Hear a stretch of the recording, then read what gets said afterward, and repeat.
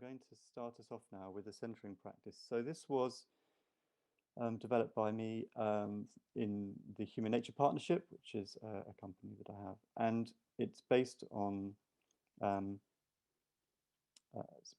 evidence about how spending time mindfully in nature is good for us, essentially. So I'll ask us to start with just by sitting or standing and closing your eyes and giving yourself about a minute to concentrate on some sounds that I'm going to play.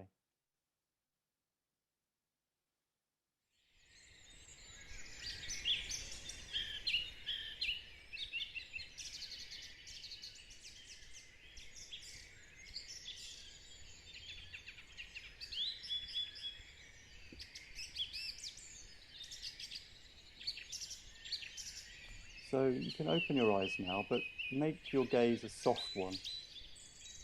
It's almost as if you're looking from behind your eyes. And just quietly observe the sounds of the birds.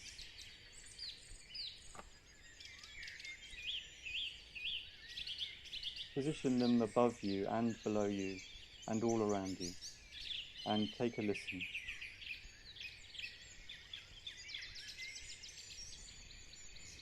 And then listen some more.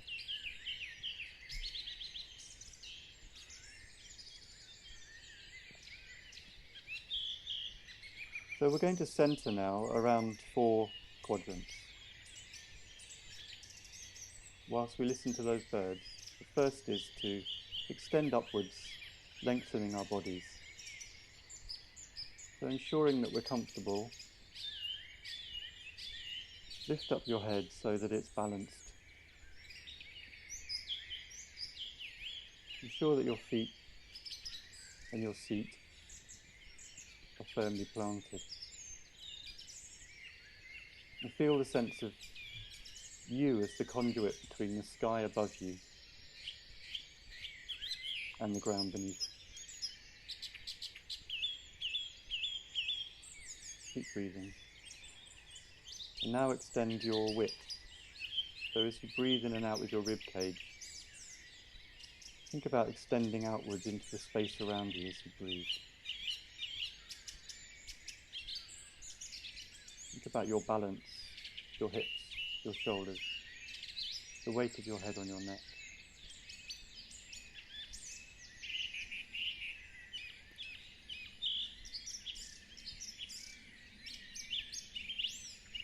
Next, we're going to sense what's behind us. So listen for the birds behind us and a sense that they're supporting us. Think of the community that supports you. Think of where you've come from recently.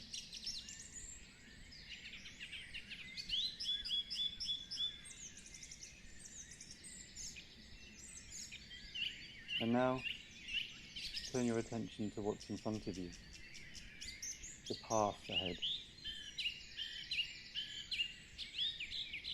What are the birds calling you to do? Where are they calling you to go?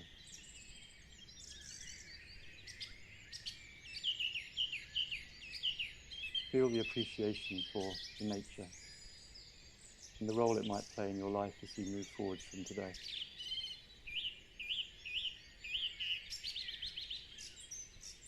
Take a few more breaths and then we're going to slowly return to the room.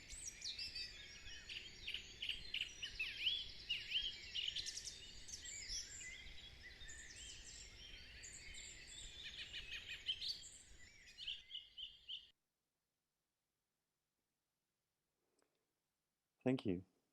I'm going to hand over to Diana now, who's going to lead us in a moment of reflection following that practice. Yeah, if after this very precious moment of self-connection, you can have a moment of stillness and focus why you are here, which kind of curiosity brought you with us this evening or this morning, depending on your time zone. What would you like to take away from these 2 hours together or so? So if you can take a moment or two to just listen to what is emerging in your attention with these questions and notice what's the purpose that you want to bring with you, with us. And when you focus it, if you want, you can share it in the chat so we can use your words to also orient our presentations and what we want to share with you.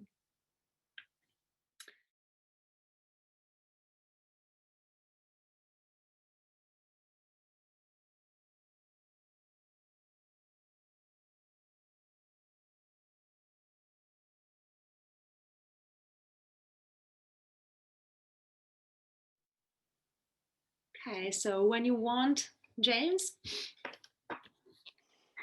Thank you everyone for sharing those comments. That's lovely. So the next part, this is the why. So I'm going to start by offering a definition to you. This is something I've been working with for a while. There's a diversity in this nature coaching movement, so you may have a different set of words, but hopefully you get the sense from what I'm going to share with you now. And for me, this underpins the way in which I've approached building this webinar with Diana today. So my belief is that nature-based coaching enables us to respond to both global and individual crises, and coaching often is about the individual.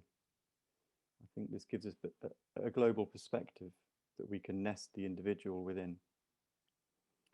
So it's a partnership that responds to the planet, I think, as well as the person. I believe, and I think we can show, that connecting people to the natural world allows us to transform people's capacity and capability to be their best selves.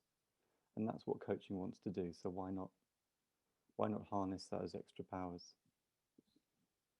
And this gives us an opportunity not to do better in a kind of a us and them sense, but enhance our coaching practice. But most importantly, and we'll come to this again and again through the presentations, hopefully through the dialogue, is in the end, this is a way that we can ignite action for nature and our communities. And the science behind that is now really clear. Nature-connected people take more action for the environment. In other words, we care for what we love. So how do we develop that love? And we're clearly at a time of crisis. We know this. Just in terms of wildlife, we've lost something like 2/3 of wildlife biomass in the last 50 years. A third of species across the world are at risk. This fine fellow, I think it's a fellow, might not be, is a West African black rhino. And this subspecies went extinct in 2011. It's just one of a huge number of animals that we've lost from the face of this planet forever. Originally, this rhino would have been found across 15 sub-Saharan countries. But by 1980, only a few hundred were left as a result of mainly poaching for rhino horn, but also lack of real concerted organized action. This species has been on the planet for longer than the evolution of either humans or great apes. And unfortunately, there are 2 other subspecies of black rhino that are also now extinct. And there are other impacts from the Anthropocene, right, which are more keenly felt perhaps on people than the loss of a rhino, a long way away. Powerful and emotional, I think, as I find that.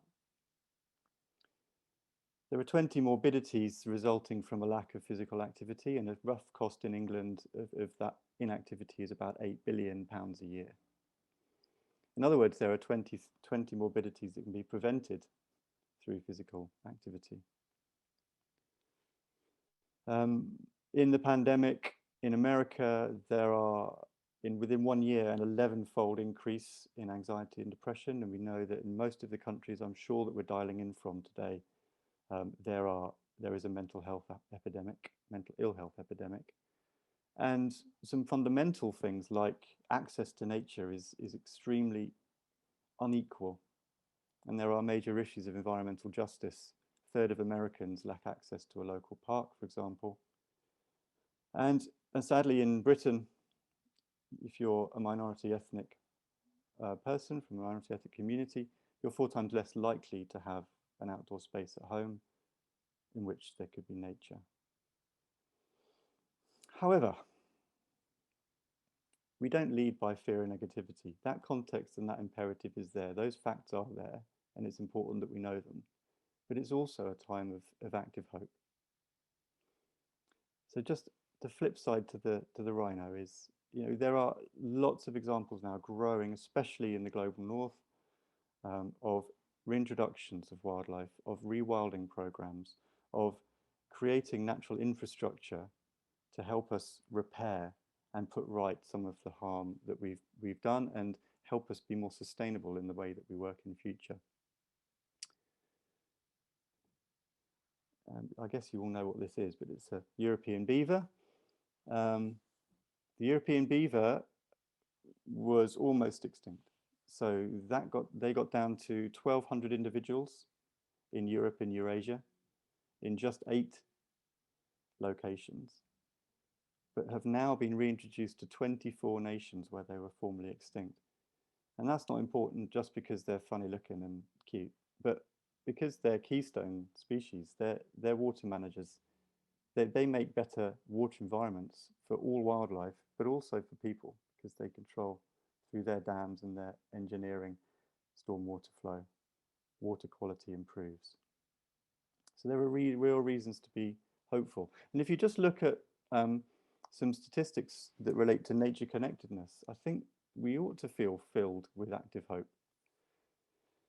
There are over 50 research studies now that show that nature connection increases life satisfaction. And there's really good science that shows that people are much more likely to have higher self-esteem if they're connected to nature than if they're not. Now, what is it we deal with as coaches so much of the time? Confidence. What do I want in my life? How can I be happy? How do I be satisfied? Nature connectedness offers us a route to that. We also know, I mentioned that more nature connected people take more action for the environment, and in fact almost twice as much. And one of the reasons that seems to be the case is because in nature we can feel autonomous, we can feel competent, we can experience relatedness without judgment. And those of us working in leadership coaching know that these are classic features of what we want to create for staff in organizations, right? And nature offers us a completely different way of thinking about that. Recent work has shown in England that 81% of people have said that they're happier when they're in nature. And in lockdown, 73% of more people are connecting with nature in lockdown than they did before. That is huge. And in my life, 30 years as an environmentalist, we've never seen figures like this. And some of the spin-offs of that are some really interesting work that has looked at what happens when we experience awe in nature, that sense of a greater other. What happens is we make better decisions. They're more ethical decisions. We're more generous, and we're more pro-social. We're more community-minded. So there's a snapshot of why, and a calling for us all to start to understand some of this and apply it. And how we apply it now is over to Diana. Okay, so I'll share my presentation too. Just let me take it. Okay, so,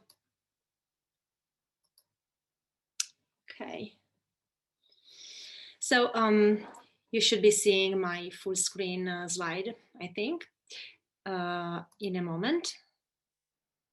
Okay, just in case it doesn't, just raise your voice and let me know. Otherwise, it's fine. And I go on. So far, we've understood from James' words that nature connection is good for us and is also good for our planet. So nature connection can also be good for coaching. And I'll just add my perspective to James' words before introducing you to some hints and suggestions for you to start integrating nature in your practice. So let's first say that we cannot facilitate nature connectedness and get all the benefits that we've just heard if we don't have it and cultivate it firsthand. So as far as I've seen in the chat, many of you are here because they also feel a call to work with nature. Many of you already have a strong sense of belonging and love for nature, and this is the foundation of your effectiveness in bringing nature into your sessions as well. Let me just recall a definition of nature connectedness that we find in this research by Meyer and Franz. They say the sensation of belonging to a wider natural community. And let me stress that word, sensation. So nature connectedness is not a thought. We of course know that we are part of nature, but knowing it in our minds doesn't really mean that we also feel it. But feeling it is what makes all the difference about it. So the ability to feel ourselves, to feel others, and the planet is the first and foremost competence that I see most of my clients and students struggle with. So the ability to empty the mind and trust the emergent knowledge that belongs to our bodies and to life when we find our interconnectedness to the wider cosmic body of the land, of the planet, and its inherent intelligence. This ability to really feel this embodied connection is what ignites something, is what makes is what creates a shift in our perception. And that's also crucial for me in my experience in the coaching sessions, because that's when insights emerge. And it's also evidence-based. Working with the body, shifting the way we use our brains from mostly left focused to more synergy between the right and left hemisphere of the brain is what allows us to get to more creative solutions, to find problem-solving strategies, to innovate our ways of thinking and looking at our challenges. So we want these shifts to happen in a session, and nature and body connection and sensory awareness expansion is, in my experience, a key to enable this shift. So by reviving our felt interconnection with the natural world, we are also reconnected with the essence of what it means to be human, which is being of the soil, being of the earth. So for me, the nature coach is a facilitator of reconnection. Being a nature coach means creating a space for the clients to reconnect with the essence of being human, being of the land, with being with their inner nature by reconnecting with the outer nature. So their authenticity as the leaders and impact makers that they can be and that we all can be can unfold. And this happens when we connect with the source, with the capital S. Okay, so let me break my approach down for you here in this slide. So nature coaching as at the heart of its practice, reconnecting the person, the client, with the vibrant intelligence of our bodies in direct connection with the intelligence of nature.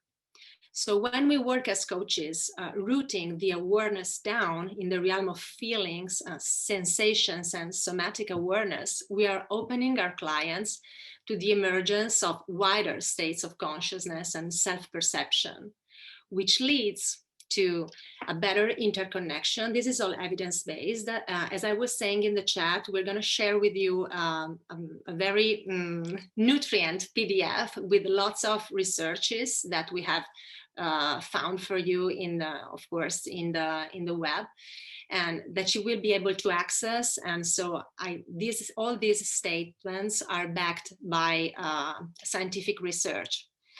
So opening to a different way of functioning in our brains, which means basically moving to alpha states where our brain waves slow down and become wider and slower, means better interconnection with the two different hemispheres of our brain, associated with the release of endorphins, the so-called well-being hormones, and dopamine release, and oxytocins as well, depending on the practices that you propose, which leads to increased self-confidence and well-being perceptions and better emotion regulations as well, which leads to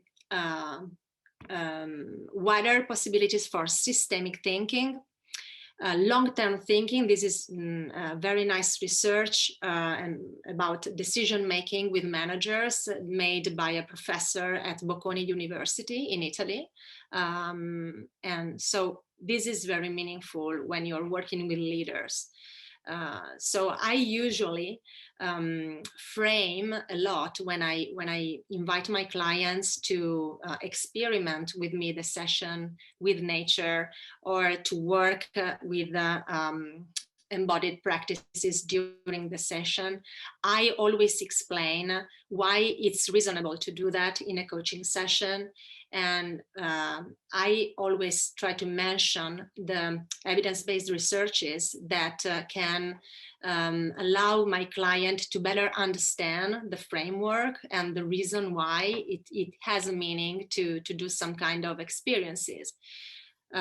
Especially when you work in the corporate environment, this can be very important. So having this vocabulary and some references is, in my experience, important, and that's why we have compiled a PDF for you to get to know all this even better. So not only we have these benefits when we work with the body awareness in nature, but we can also awaken the biophilic sentiment, which is the love of life, and awaken this embodied sense of belonging and co-participation with the natural world. So that this is the factor that actually awakens and develops pro-environment and pro-social behavior. All these, again, evidence-based. So this approach is good for the client and good for the planet. And these are some factors.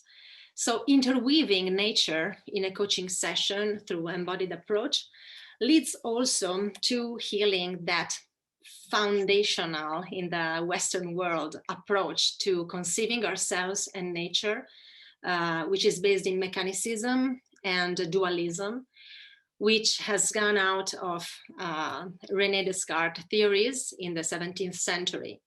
So when we said cogito ergo sum, we are saying I think, therefore I am.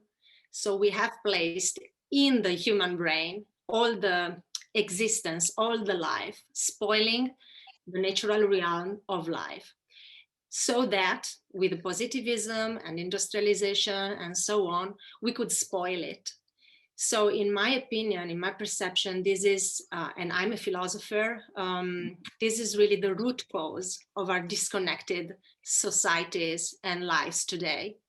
And as Otto Scharmer at MIT says, the social crisis, the environmental crisis, and the spiritual crisis are different aspects of the same problem, which is rooted in our disconnected view of ourselves and our relationship with the world. Please make sure that you are muted, because I hear some background noises. So if you just can check if you're muted so that the audio is clean for everybody. So my proposal is to substitute cogito ergo sum with sensio ergo sum, which means I sense, therefore I am. And in feeling, we find ourselves belonging to the wider fabric of life. And we can move from ego consciousness to eco consciousness, which is, I think, also why we are here. Some of you were saying in the chat that you wish to make a greater impact on our societies and impact for the better the climate crisis. So where to start? Okay, how can you become a leader in coaching with nature, for nature? Just a few touches. Oh, I don't know why it's okay. Yeah, okay, it can work. So the mindset, we always start the journey in ourselves. So first thing is practice body connection, because we need to take our mind to heal from Cartesianism. And this we can do if we become friends with our primary house, which is our body. So one of my mantras is take the mind back to the body and the body back to the mind. Practice nature connection. So sit with nature, just stay with nature, be with nature without doing anything, just savoring slowness, emptiness, and silence with nature. Just these things can be profoundly healing from dualism and can really design a different inner landscape, interconnected, and where you also build your presence as a coach and deep listening capability.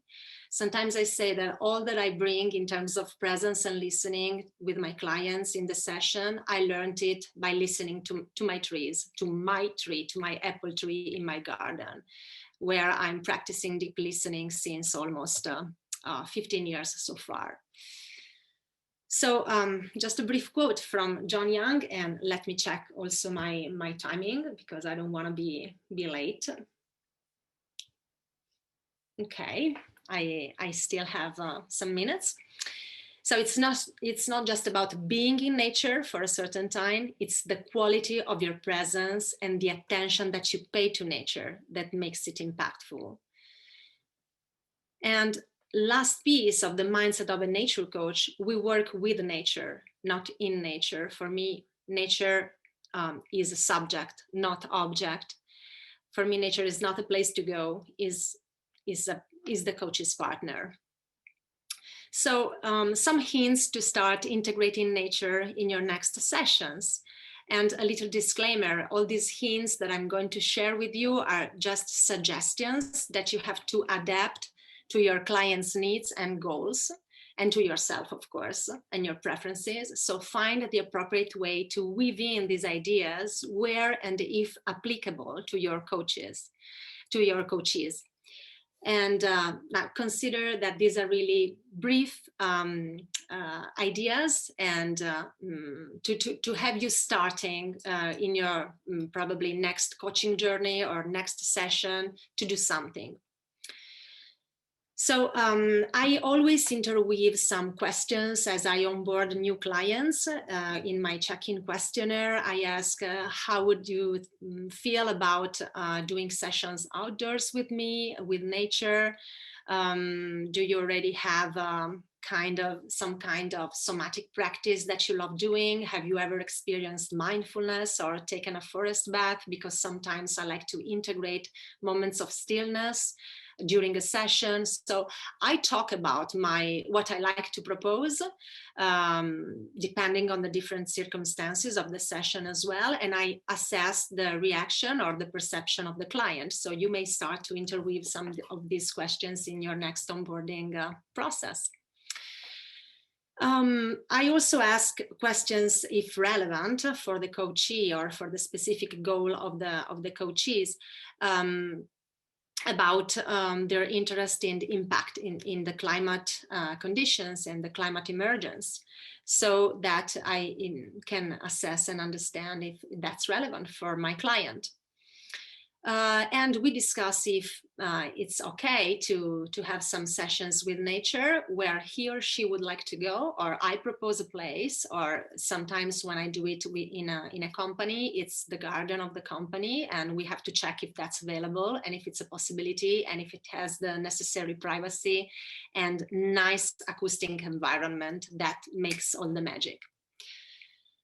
So when I do sessions outdoors, sometimes I just open the session with a silent walk side by side, and I usually invite the coachee to guide me, and I just say, okay, just set yourself the intention to find a place where we can start our session and activate your intuition and follow it.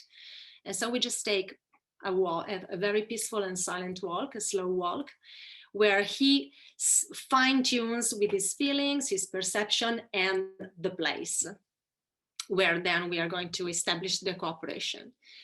Then usually I ask the coachee if he or she wants to be guided in a moment of reconnection and self-alignment, or he wants to do something and I can join or not.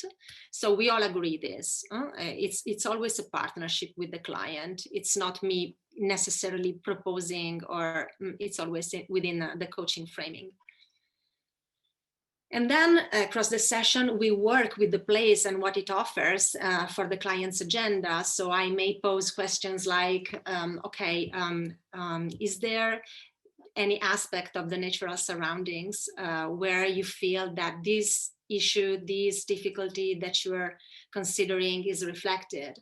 Or do you see a resource in the environment, metaphorically, out around us, where you would like to establish a dialogue, or with which you would like to connect and see if an insight can emerge? So it's about allowing the client to establish an inner dialogue with the natural surroundings and allowing a space for him or her to connect deeply with that landscape, either by observing or silence or just receiving inputs from the senses, and find ways to translate those inputs into ideas and insights. Or sometimes it happens that the coachee just goes away with missions to do after the sessions of deepening a certain aspect of the natural environment or a natural being that just popped in his mind. And so there's some research that he or she can do to find ideas in the behavior, in the ethology of some animals that we may have met. So it's all a process of receiving information, inputs from the senses, from intuition, and then applying it and translating it into actions, ideas, strategies that the coachee then can implement. Okay, so yeah, so it's about thinking outside of the box and learning to exercise that part of our brain that works analogically, which is something that indigenous traditions and indigenous people have always done. And let me check in with James. How much time do I have left now? Because we have shifted a little bit our timing, our schedule. I think you've got 5 minutes on the original timetable. Okay, so 5 more minutes, great, which is exactly what I needed to complete this part.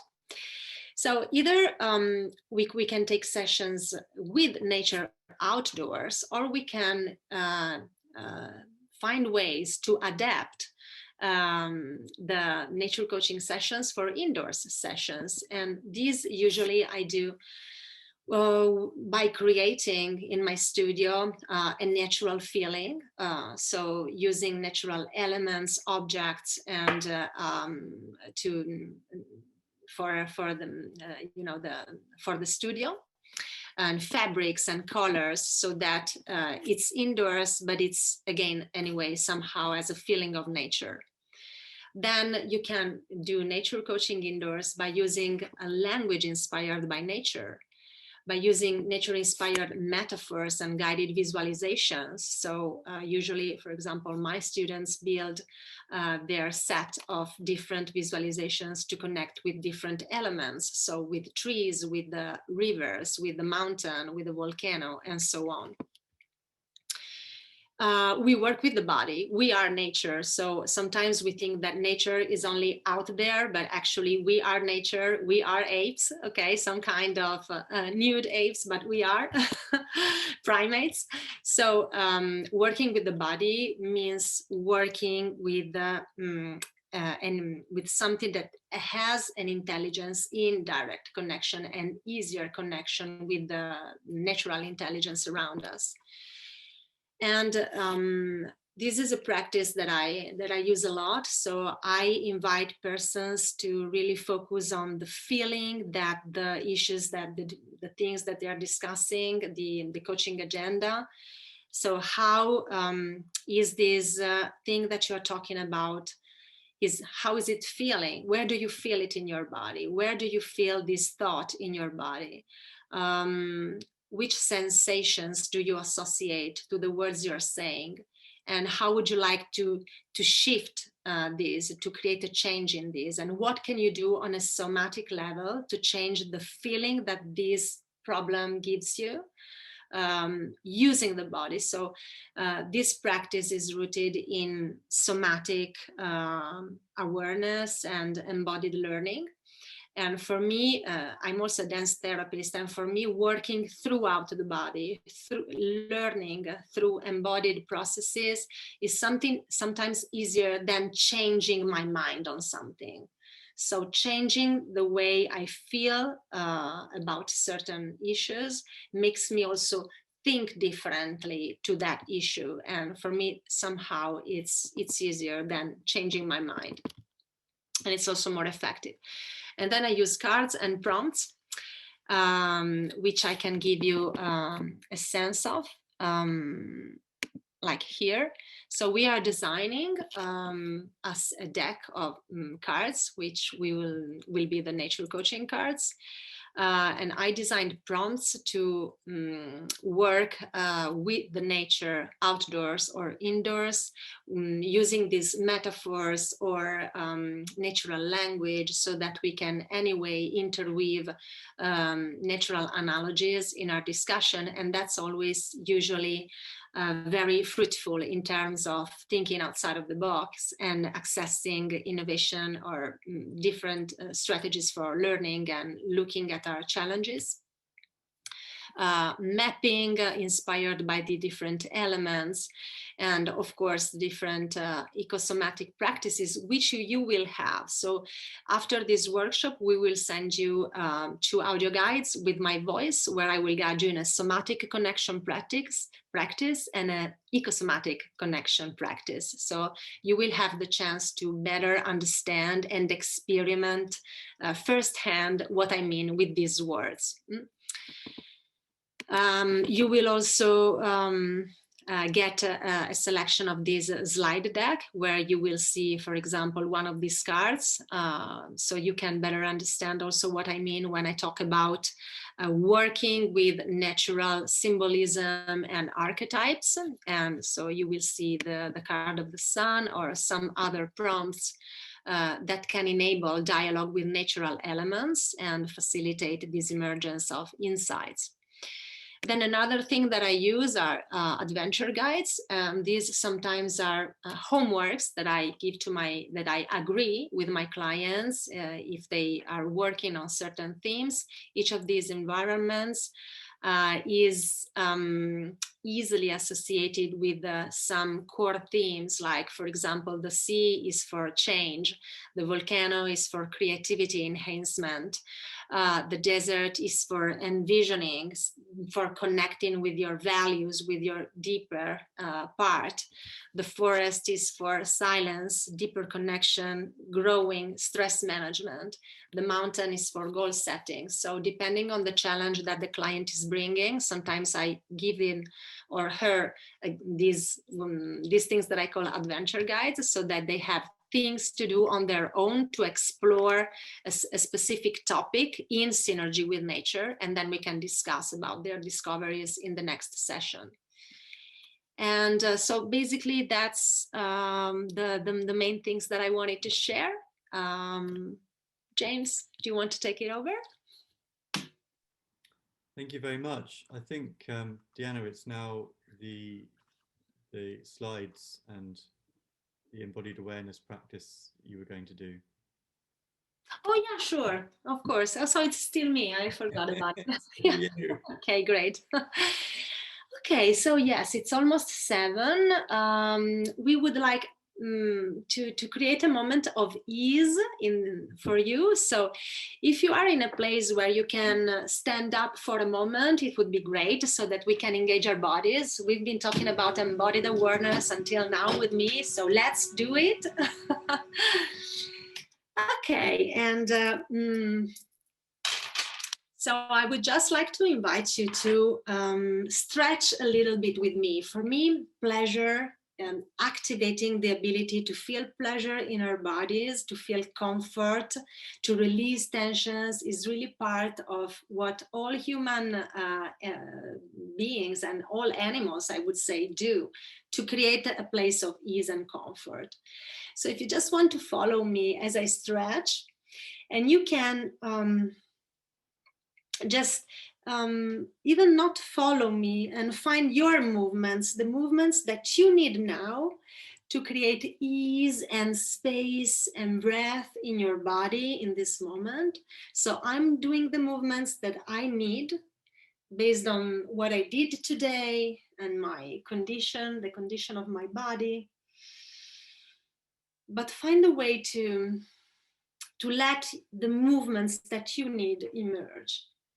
And as you do it, just follow your sensations and find a way to flow with your breath, aligned with your movement, and make it a space for not really doing something, but just following a flow. Or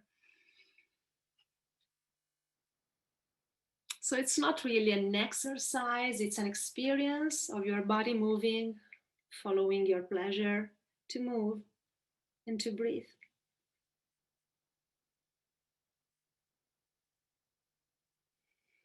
And as you do it, if you can, listen to the sounds around you and find a way to move so that you feel in tune with your environment, so that your movement reflects the energy of your environment. I don't know what this means, but maybe it can become an indication to explore.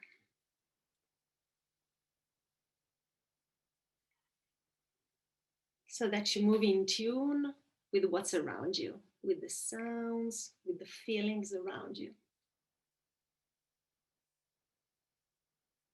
Okay. And if you can find a specific gesture that gives you good feelings in this moment. So a gesture that you can repeat a couple of times or 3 times or 4, that really makes you feel good. 1 or 2 gestures you can, or 3, that you can repeat, a short sequence that you can repeat, that gives you good feelings.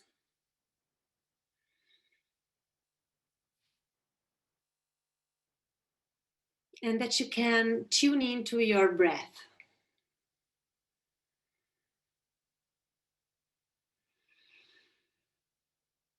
And you can repeat it a couple of times, like a small sequence. It makes you feel good.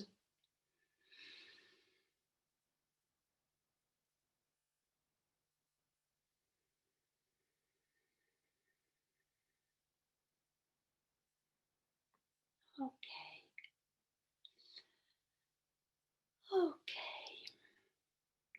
And when you're done, you can just take a moment of stillness and savor the echo of this short sequence that you just did. and see what it created inside your body, inside your feelings.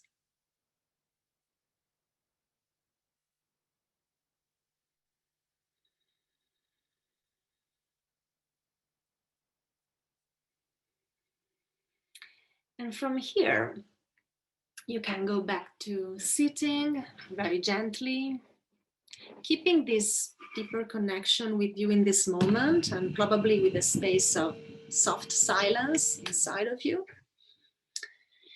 And I'll share with you some images that will flow one into the other. I invite you to just immerse yourself in these images that I will present you, and feel from the inside what emerges in response to those images that you're now going to see.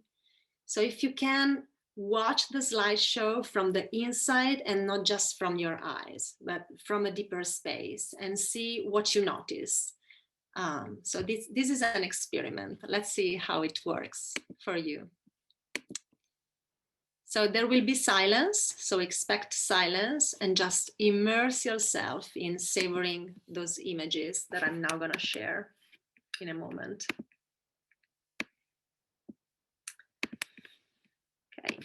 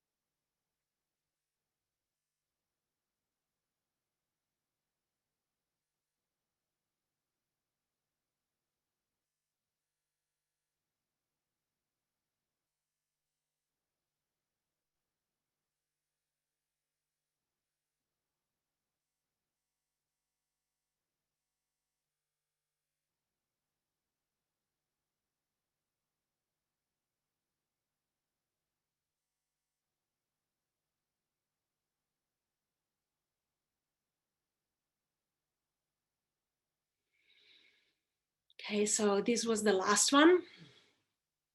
And I'd like to ask you, what are you feeling in this moment? So calm, peace, connected, joy, moved, sadness, relaxed, connection, love,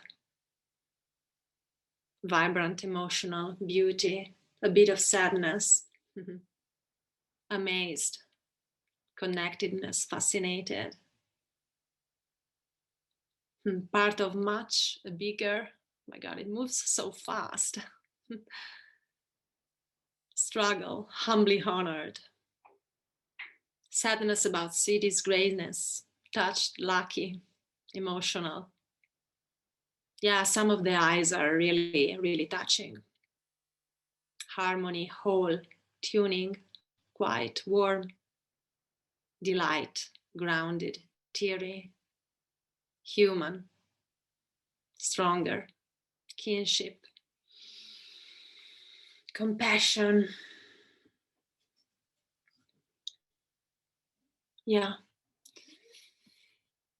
Yes. So the idea is that when we touching feeling means either connecting with some sadness because we feel it. We feel that there is death out there, but there is also life out there. And when we are moved in our hearts, then we are moved to action in a much more effective way. So the idea behind all this is that this is what also James said before, we protect what we love. So Craig Charlequist, he's an eco-psychologist I trained with some years ago, great person, must read. And he says, from the 1980s to today, we have accumulated an infinity of information on the critical state of the planet's health and life on Earth. Yet never, as in the last 40 years, we have contributed to its destruction. So my approach to impacting the climate crisis is working towards reviving our heart connection with our planet. The feeling of belonging, the feeling that we are one, that you were mentioning in the word cloud. For me, the heart is an organ of sense, an organ of sense making. And so one of the ways that we can impact other people for the better is allowing them to experience their belonging, their comparticipation with life, and awaken this calling of love. So this was the experiment about biophilia, which is a Greek word, which means bios, vita, philein, which means love. So this is really the key to motivate people to acting for our planet, because we protect what we love. If we don't experience nature, if we don't have connection with it, we cannot feel a love because we don't know it. So first connection, then getting to know, like, you know, when you go to a date with a person, okay, you set a date, then you get to know each other, you frequent each other, and then you get to fall in love. And sometimes this is one of the things that I do with my groups. We enter the wood and I invite the people for a forest bathing experience, for example, or a mindful meditative walk. And I say, okay, let's figure out that we are going to a date with the forest. Who knows? Will you like it? Will it like you? And let's enter the wood with this excitement where you don't know if it will be the perfect match or not. And you can experiment that too in your next walk in a wood. Try to access and meet the wood as if it is, because it is, a different form of life. And to have your mindset also including the subjectivity of the forest looking at you. Will it like you? Will you be liked? And then if you want to write me your perception, it's going to be a pleasure to read about your experimentations. And James, it's on to you. Thank you, Deanna. I really enjoyed that. Thank you very much. We've got a couple of minutes, so I wonder if I might just maybe pick one of the comments and see if somebody would like to expand on them. I noticed there was one here from Gwen. If you're still on there, Gwen, you said that you really felt a strong feeling of connection. I wondered if you'd like to share a little more about that. Hello. Hi. Yes, I guess I don't know how to I think it was those eyes and the fact they were looking at me with and some of the actions were very human between those animals, you know, the two foxes almost kissing each other, the lioness roaring at their little one, and I'm thinking home learning and how that actually relates to my own life as in my relationship with my own kids. So it's almost like that connection with the animals and where they're living and the surroundings. I mean, those beautiful pictures of nature, which I'm longing see again, because I've been stuck here for the last God knows how many months, only seeing my walls or my local park, but nothing more. So I think that was extending those bonds to, there's something bigger out there, and we're part of it, even though we are very remote at the moment. So I think that's where I felt a really strong connection with all of that, and my own experience as a human being with my own family. That's lovely. That, I'm sure that's resonated with lots of people. It certainly did with me. Thank you for sharing that, Gwen. And this is the section which is about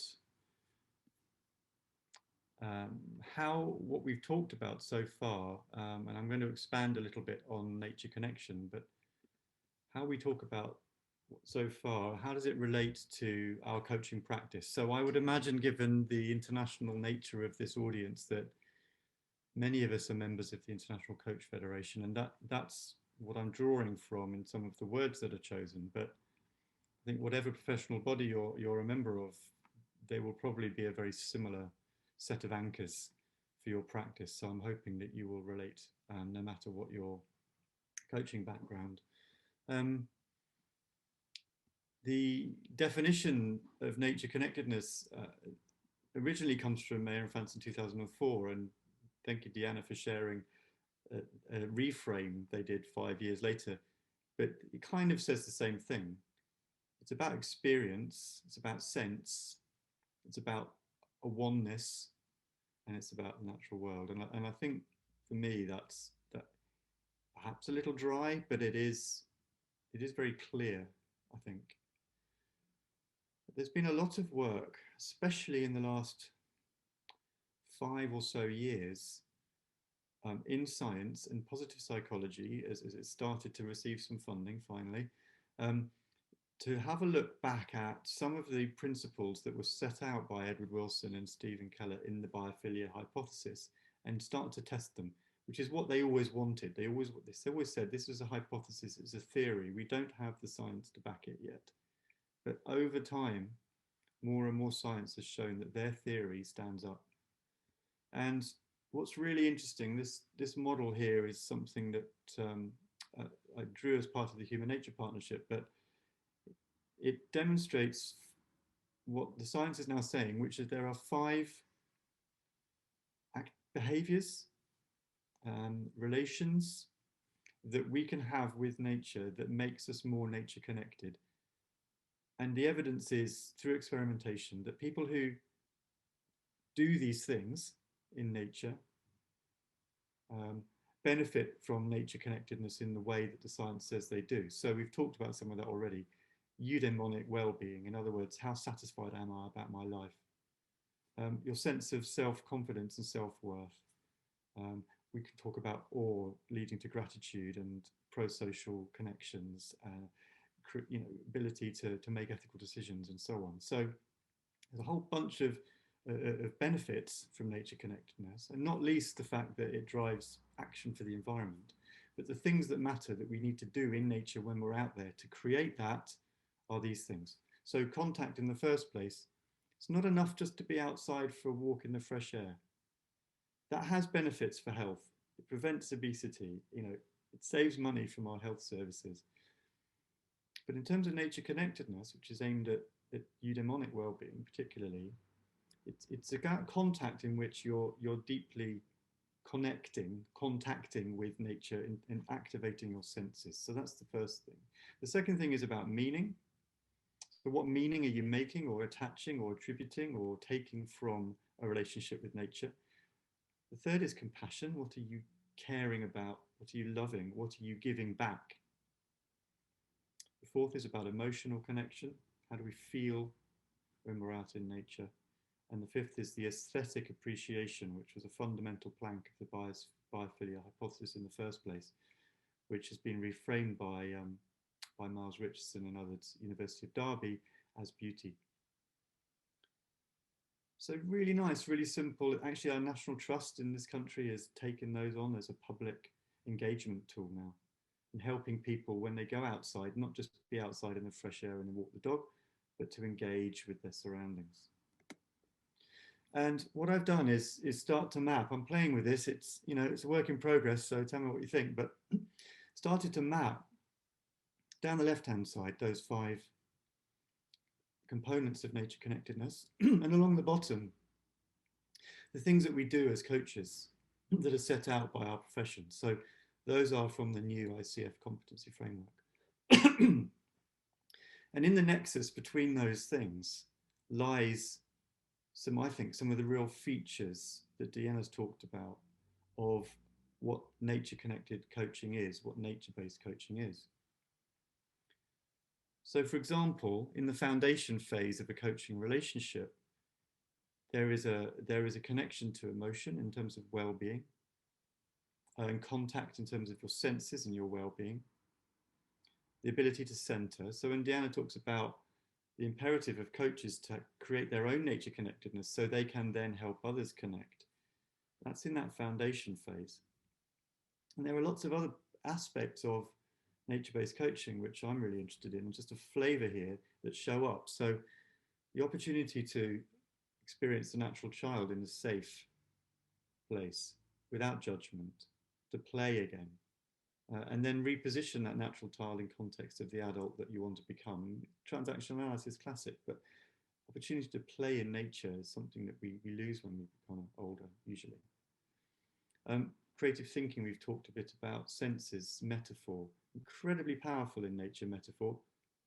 The linguist Zoltan Kovacs showed that by far and away about 2/3 of the metaphors that we derive from in the English language, at least, are from the more than human space. So they're about physical relationships, they're about physical factors, they're about nature. And then finally, not, you know, and I've touched on it, this eco-action and community. So I'm just going to touch on 3 things and tell you a little bit about the science and then about how they interact. And this will really be quite brief. So the first one's creative thinking. So coaching is about doing some really good thinking, isn't it, essentially? And feeling and sensing and so on. And there's been work by Aspinall and people like that, where they've strapped EEGs to people's heads. They've sent them out into city environments with concrete and no plants, and they've sent them out into nature, and they've measured what the difference is.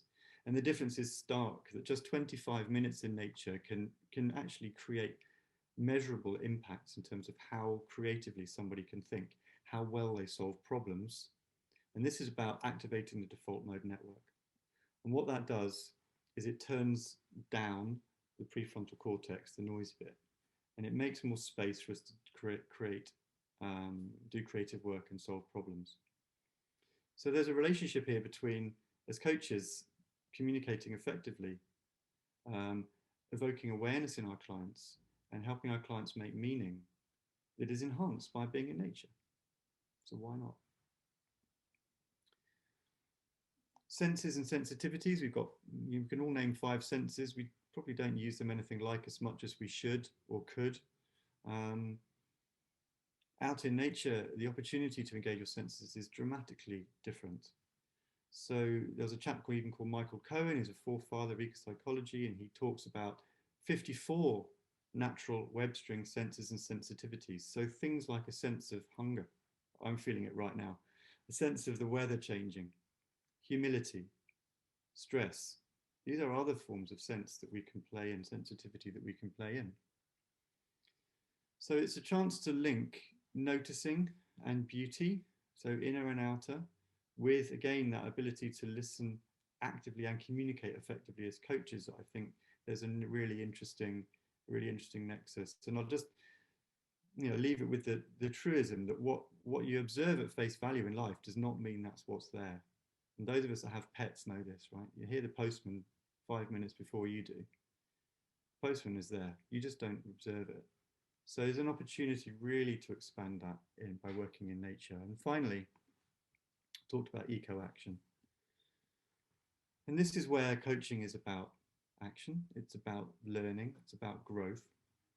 And the coaching in nature space through nature connectedness gives us a chance to develop the compassion, to learn to love the place, to get to know it, and therefore to do something to protect it. So we can directly explore outdoors in coaching in much richer ways, I think, than we can indoors. the relationship we have with the environment and with community and the systems that are created by both of those things. And bottom line is that nature connected people will take more action for the environment, and hopefully we won't lose any more black rhinos and so on. So that's the end of that segment. Now we're going to give you the chance to do some thinking and talking of your own in small groups. So I will hand over to Deanna to manage that bit of the session. Yes, I'm now creating the small groups, and so you are going to be automatically. Yeah, that was really profound. One of the best definitions that I found about body, earth, and place is by Andrea Olsen, and it's actually the framework behind my courses, where Andrea Olsen is a dancer, a teacher of anatomy and ecology at a university in the States.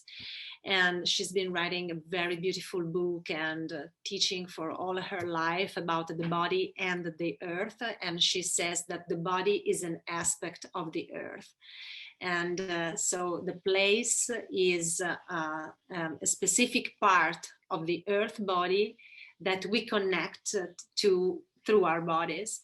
So that's for me is really an interesting way to see the interconnection between us, the planet, and the specific part of the planet that we connect with in our biome or ecoregion or bioregion. The name of the book is Body and Earth. Thank you. So for everyone who's just come back from the breakout room, if you'd like to go into the chat, Deanna's asked that we put in there any reflections and feedback from the questions that you had in your breakout rooms. And if you have any other specific questions, please add them in too. Right, I'm going to, in the interest of time, Deanna, I'm going to pick one to try and answer. So Rika asked one. Hi Rika, nice to see you. And it was about how can we move nature coaching online. I think Emma also asked something similar, and I suspect this is a theme for a lot of us at the moment. I'll give you an example of what I do, and then Deanna may have something else to add. I'm doing all my coaching virtually, and I have been for a long time because we've been in lockdown in the UK for a very long time. And I can do that indoors in a more traditional setting, but that doesn't mean that nature can't be part of the coaching practice. So even simple questions like, what does the planet expect from this? Or what does the environment expect from you? Or what does your community expect from you? Create a meta perspective within a more traditional coaching session, and there's an opportunity to bring nature in. But one of the things that I particularly like to do is to do what I call together alone. Other people have other words for it, but it's headphones, walking, both coach and client in a natural space where we live, and doing coaching the old-fashioned way, which is using our voices and without the screens. And it can be really, really fantastic and really transformational. Incredible things can happen that you wouldn't expect from that type of arrangement.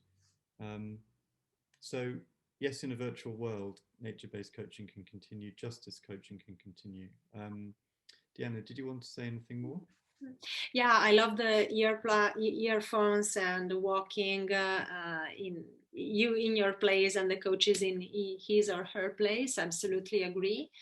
The other aspect for me is working with the body, even if we are online. So that's for me a way to create a space of connection with ourselves, and then using, again, sometimes this is a Kickstarter for my session. So when I start the session, I ask the person, okay, how would you like to start this session?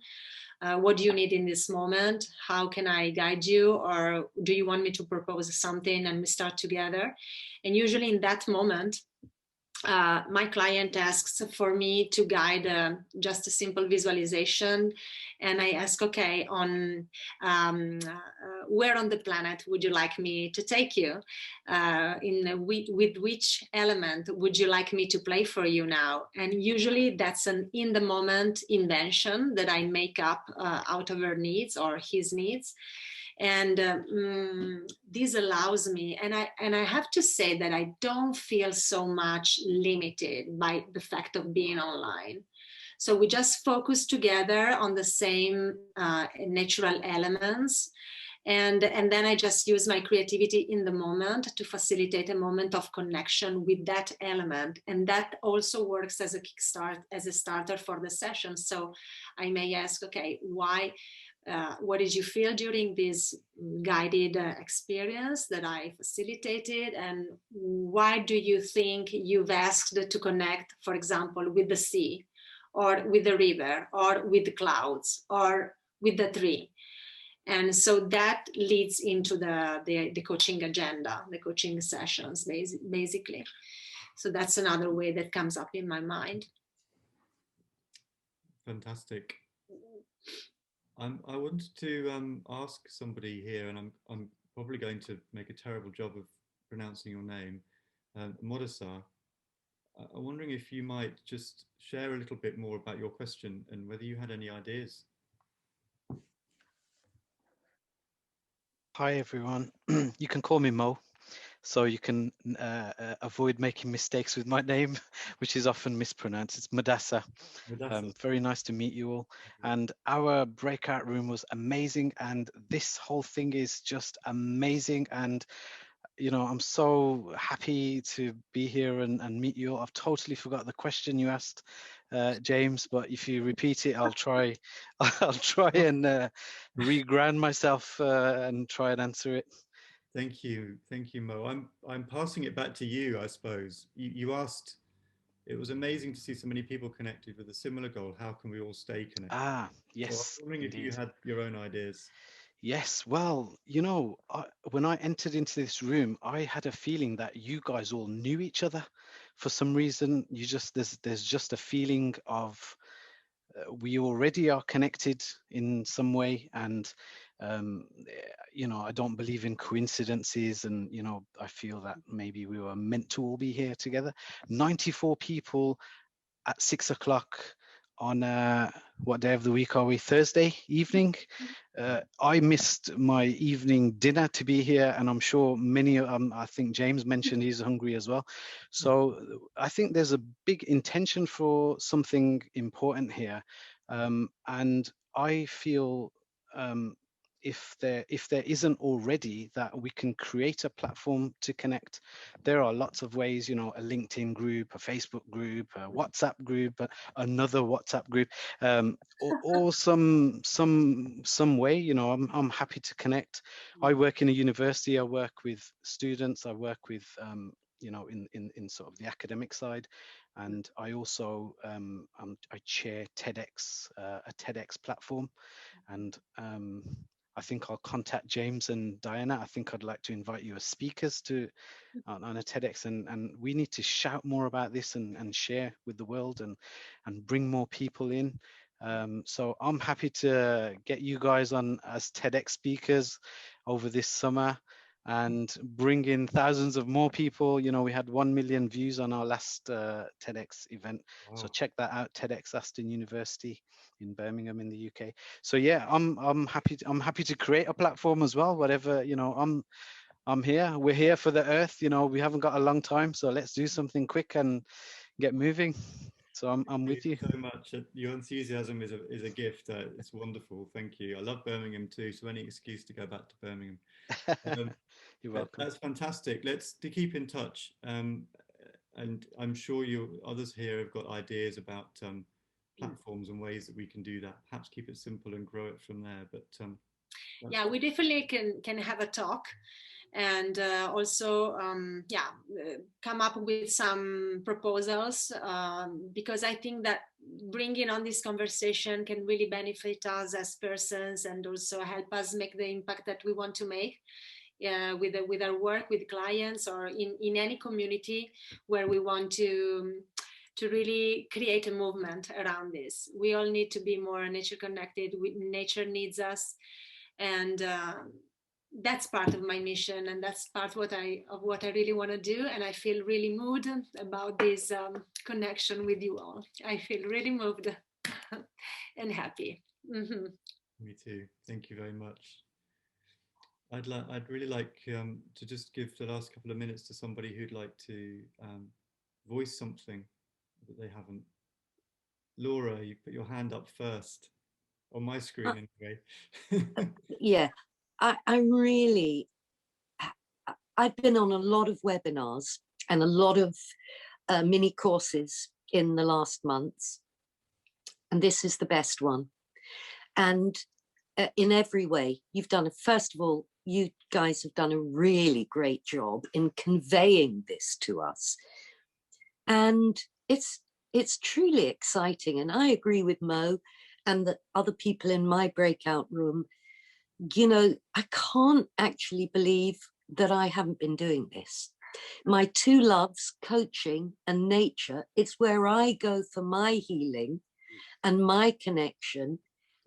And why have I not been doing that with my coaching clients? So I am really in. I would really like to connect with everybody here. I agree with Mo. I think something a little bit energetic and special is you've started something here, Diana and James. I'm very grateful, very appreciative, and really touched. And I'm going to be more involved. It's not the last you've seen of me, that's for sure. Thank you. Thank you. That's great. Stick with us. Thank you. It's beautiful. Yes, thanks a lot. Yeah. And sadly, I do need to eat. All good things must come to an end for now. But I hope we'll have another opportunity very soon to reconnect. And in the meantime, we have telephones and email. Yeah. And so please, you know where we are.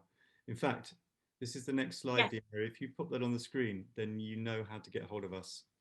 Absolutely. Let me share this slide. You are going to receive a follow-up email from us, so you will also be. Before I hand back to Jamie in a minute, just to close. Yes, and right before that, we'd like to share a Slido once more. So you will get this slide as well, and all our contacts. So you will get everything. And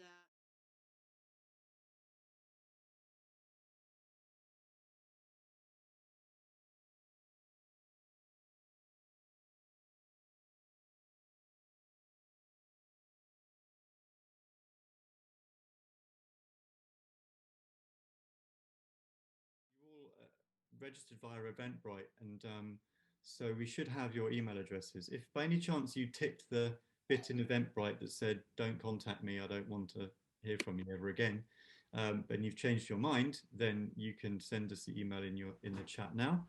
But otherwise, we should have it. We will together, Deanna and I, will put together an email for you, probably on Monday, which will include a bunch of offerings. So for me, I'm going to be sending a short guide to why coaching nature that describes some of the key evidence and some of the features that I started drawing out in that map. There is a video there from the last webinar I ran on my own for the CCA, the last 24-hour conversation. So you could watch that. And also the Being in Nature practice, which is called Sense Around, where we use the bird song. There is that practice, and there are other things available as well. You'll have access to a special part of the website with all of those materials on. And Deanna is going to share a number of things as well. So she talked about the reference list, and that's something that we've contributed to together. It's not everything, but it's pretty exhaustive. So you'd be reading for a long time. So we can send you that. Deanna's going to share some of her practices. She talked about guided somatic practices, which is wonderful. An invitation to her podcast and some articles and other podcast links, and I will also share a podcast link. The other thing that Deanna's going to send us, which I think might be really of interest to you, is a test which you can take that gives you some sense of diagnostic of how nature connected you are. Something that we've both been playing with, I've been really interested in, is how can coaching create an evidence base that shows that as a result of coaching, people are becoming more nature connected and therefore taking more action. But this test exists in the meantime, so we'll also send that. That, I think, is the end. Deanna, thank you. It's been a pleasure working with you. Thank you for everyone who dialed in. We had 97 at the most. We had 206 tickets and we had 500 views of the website. So I think there is clearly a huge appetite here. I'm going to hand over to Jamie now just to finish off the day. Thank you. Thank you. Yeah, wow. It was amazing. I think I hope I probably speak for all of us. I think it's been a privilege to be kind of part of this for the last couple of hours, and certainly from my perspective, it's a real honour just to be able to say thank you as a kind of as a closing thing. And just from an individual perspective, I think you've taken me to the top of mountains and to streams and sitting in forests over the last couple of hours, which is quite an amazing achievement from a study in Bristol. So thank you. And I think, if I reflect back to some of the stuff that everyone kind of asked for at the beginning in terms of that connection, that learning, I think it's just been there in abundance. So thank you for being so generous, and thank you for such a rich experience over the last couple of hours. I think, and just the messages, I think, say it all on the chat. And I think you have started something. It clearly resonates so clearly with so many people, and it's so powerful. So thank you both so much for all the time and effort you put into it, and just for a fantastic couple of hours.